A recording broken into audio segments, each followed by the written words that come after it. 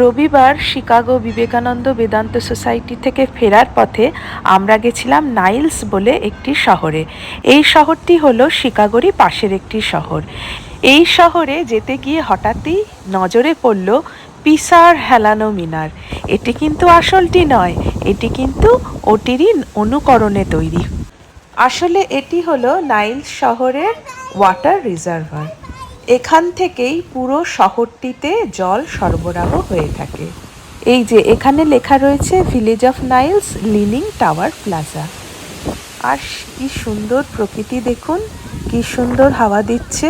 এখানে লেখা রয়েছে এটি লিনিং টাওয়ার অফ পিসার রেপ্লিকা। আর আসল পিসার মিনারটি আর শিকাগোর মিনারটির কম্প্যারিজন দেওয়া রয়েছে। পিসার হেলানো মিনারটির হাইট 177 আর শিকাগোরটি 94 ফিট। কিছু ছবিও তুলেছিলাম একসাথে।